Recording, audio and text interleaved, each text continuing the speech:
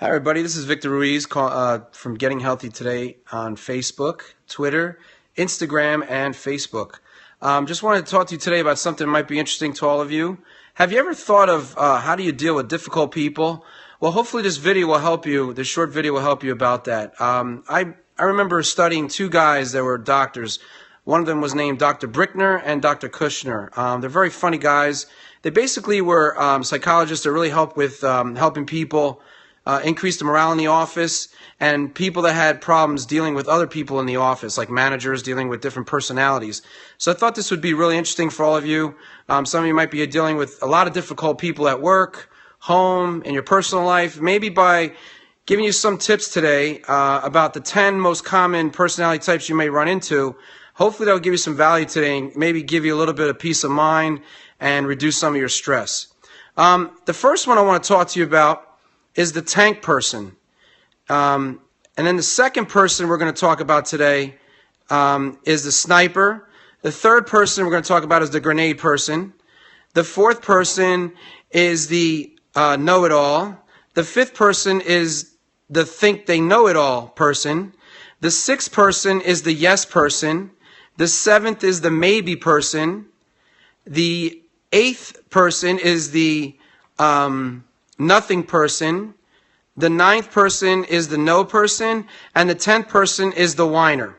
But today we're going to talk about the first one so far, and that is the tank person. The tank person basically is the one that steamrolls all over you and basically is trying to be more dominant and pretty wants you to do everything their way, and there's the highway if you don't do it their way.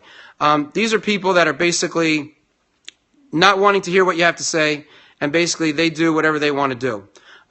The first thing you need to realize about this is that you have to and you must be assertive. I mean, there's 5 different ways that you can communicate with people. I don't know if you ever heard about this, but there's 5 different strong ways of how to deal with people. The first and the best are the assertive way of dealing with people. The second is you could take a passive approach. The third is a passive-aggressive approach. The next one is the aggressive approach. And the fifth one that people take is the manipulative approach. So basically, with the person that's a tank, you basically have to show your self-confidence. If you have a self-esteem problem or you're not really confident, you're probably going to be steamrolled by the tank, because the tank sees it, breathes it, smells it in you that you're not going to stick up. You could probably consider them somewhat of a bully type when they were younger. They come across like that maybe in the workplace or in your relationships. They basically try to dominate you. They may manipulate you, like I was talking about earlier. They may become aggressive. They could have some insecurities. They really don't know how to communicate possibly well, or they just feel that dominating you is the best way to deal with you. So the only way you could deal with them is by securing an assertive approach with them and basically tell them this is what you're not going to allow them to do, and then be consistent and follow through on it. The second person that you have to be careful of is the sniper. Those are the people in your office or in your life that basically say a comment and don't want to they don't want to back it up in any way. They kind of do it in a sneakily manipulative manner, and they just kind of throw it out there to try to humiliate you and demoralize you. So these are people that are just trying to set you off because they know they can. So if you let people rent space in your hand for these people, and that is the first 3 people are tank, sniper, and grenade. I'm going to get to grenade next. That's number 3. But number 2, sniper, you basically got to set the record straight that you're not going to tolerate that behavior. Once you call them out, they don't want to hear that. And that's the biggest problem. They don't want to hear you calling them out. And when you call them out, that's what's gonna bother them. So basically, you need to be consistent with that. So the more consistent you are with a sniper of not allowing that, they're gonna hopefully, change their tune. But you have to be consistent, just like I said before. Pretty much all through these 10 different people, you have to be consistent in your delivery and your strategy. The third person is the grenade person. The grenade person pretty much throws an explosion, tries to create disturbances, and wants to see what happens afterwards. Wants to see the big explosion, wants to see the big stir-up. What have they done to people? They may even laugh. They may be cynical. These are the people that are trying to disturb the peace and try to get a rise out of you. So if you give them the feeling that they did, then they've won, and then they continue to do that. But basically, you got to stand firm, stand your ground, and tell them that you're not going to tolerate that either. So it's really about posturing yourself to these three tough type of people. You have to posture yourself that you're confident and you're not going to accept it, and you want to set the standard to them that you're not going to tolerate it and what you expect of them. And you want to call them out on it as well. The fourth person and fifth person are very similar, but they're a little different in each. The fourth person is the know-it-all. This is the person that believes they're the expert. They know everything. They really don't want to hear what you have to say. They believe that what they have to say is the only thing and is the only way to go.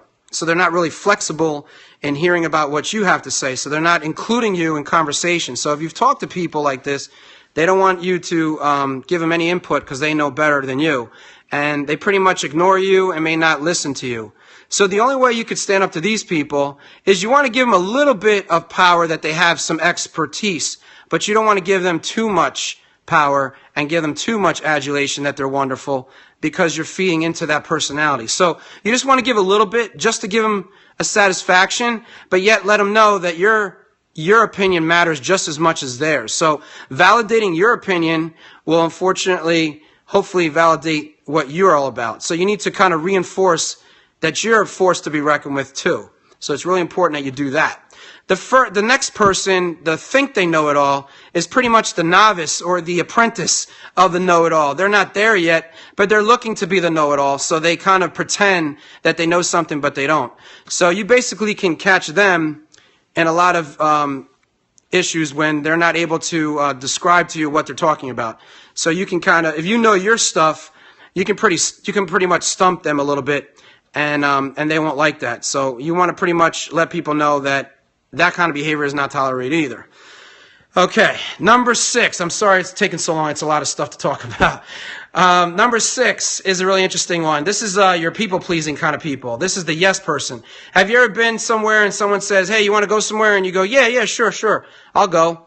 And they really don't want to go, but they say yes to you because they're afraid to hurt your feelings. Those are the kind of people that may bother you after a while because you know that they don't want to go, but they're just doing it just to be nice. But you really don't want people like that. You want somebody who really wants to go because they want to go. So they're not going to be true or honest to you because they're trying to please you. So those are the people that you have to kind of bring to their attention that, you know what, you don't have to please me. If you really don't want to go, it's okay. You don't have to go.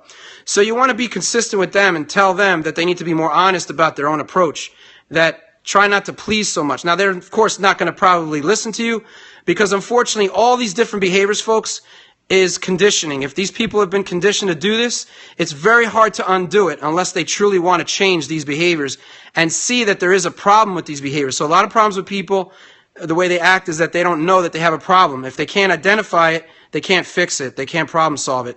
So your frustration you have with people in general, in relationships or in other relationships at work, it has to do with this, that they're not able to see that they have a problem. So the first thing is to identify a problem.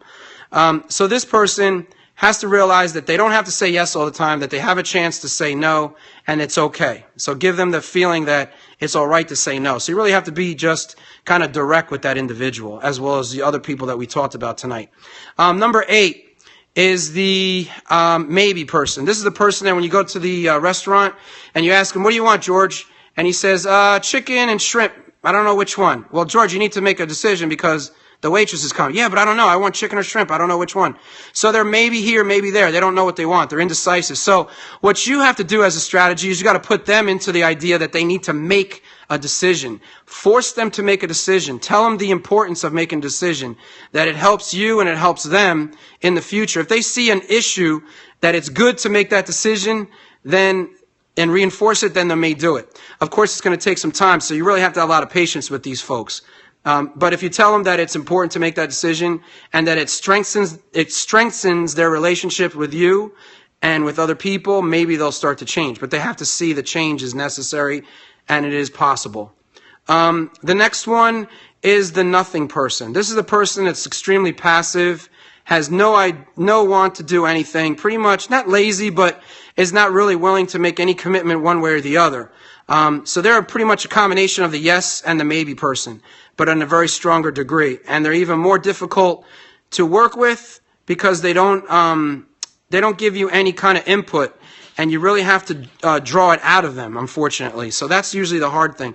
So the best thing you could do with them is to continue asking them questions to get them to speak to you. So engaging them more hopefully will kind of bring them out of their shell, and they won't be as passive anymore. So you're trying to get them from a passive approach to hopefully a little bit more assertive and giving you an answer. So hopefully you can work with those people by knowing this a little bit. The next person is the no person. That's number 9. Number 9, the no person is extremely negative. Everything that you do, they have something to say about it. Well, I don't think you should do that, or I don't think you should do that, or I don't think you should go out with that person, or I don't know if that's a good idea. And they're really not supportive to you, and they're all just kind of a negative force in your head, in your ears, whatever you want to call it. They're always telling you something negative, and they do not improve your situation. They actually make it worse. So, unfortunately, those people will kind of drain you emotionally. So you pretty much have to do assertive behavior with them too. You got to let them know that their negativity is getting to you, and that you don't respect their negativity. That's okay, they want to be that way, but you really don't want to spend too much time with them. And you let them know that, you know what, I can't really spend too much time with you because your negativity is affecting me. So when you tell people directly that their negativity is affecting you, hopefully they'll make that decision to stay away from you. But at least you're posturing yourself that you're not going to tolerate it anymore. Because unfortunately, we stay with people like this because we don't want to hurt their feelings. But guess what? They're hurting your feelings, and we're doing nothing about it. So it's really important that you do something about it. Now, number 10 is probably the funniest character. It's the person that whines, and I don't know why I'm doing it. I don't want to do that. And they constantly whine, and they're never solution-oriented. They just like to complain. And those are the people that I say the best phrase that I learned when I was younger, and that is, are you a part of the problem or part of the solution? You might have seen me post this on my wall on Facebook. I've written that as a quote. Are you a part of the problem, part of the solution? Whiners are never a part of the solution. They're part of the problem because they choose not to be a part of the solution. They chose to be part of the problem because they've been conditioned that when they whine and they complain, they get attention. So these are attention grabbers, attention seekers, but they're also emotionally draining to a lot of us if a lot of us don't like these kind of people. And a lot of us don't want to be around these people, but sometimes we're forced to be around these people. But of course, directness, firmness, and empathy works with these people. What you have to do is you have to tell them exactly that their whining doesn't solve anything and doesn't strengthen a relationship with others. And if they would change their behavior and look for a solution, and if you focus them on solution-oriented activities, then they will change. Okay? One of the things I want to tell you about it, that's the last one, but the bonus I want to tell you is, I've done a video in the past that was called task-oriented versus people-oriented. And a lot of these behaviors relate to that. Like task-oriented is getting the things done and getting things done right. And then the other one is people-oriented, which means getting along with others and getting approval of others, seeking the approval of others. So me, myself, just to let you know a little bit about myself, I'm the type of person who like to get things done right, and I like to get along with others. I don't mind. I like to deal with people, and so I'm a getting along others type person. And I like to get things done right. I don't want to have to do it over twice, 3 times, 4 times. I want to get it done well the first time so I don't have to keep doing it. I don't want to waste my time, and time is very important to me. So, and I'm sure it's important to you. So that's the type of person I am. So if you ask yourself a question, ask yourself, are you a task-oriented person or a people-oriented person? Now, you could be both, but you may have some tendencies towards one side or the other. So the first one, again, was getting along with others on the people-oriented side and getting approval from others. And on task-oriented, it was getting things done and getting things done right. Now, think about this, just a quick note. If you had somebody paint your house, would you want them to get it done, or would you like to get the job done right? I don't know about you, but if I'm paying a lot of money for painting, $400, $500 maybe on a room, I want them to get it done right, because I don't want to have to get another person to paint the room or have myself paint the room if I'm asking somebody to do a job. So I want it to be done well enough for the money that I paid and get value from it. So I'm sure you're the type of person that likes people to get things done right, not just get things done and slap it all together. Okay, folks, I hope you really had a great time listening to this. I hope it gives you value. Please feel free to like and share. I really appreciate it. I really want people to listen to this. It might give value to them. Don't forget to come to Getting Healthy Today on Facebook, where you can learn more about me, learn about more what I do. I help people with their health and finances, as well as going to Instagram, where you get some value. I have some terrific quotes and inspirational things that will help you in life. And also I'm on Twitter. So feel free to come check me out on Getting Healthy Today. It's been a pleasure tonight, and I hope to see you soon. I'll see you in the next video. Thanks so much. Have a nice night. Bye-bye.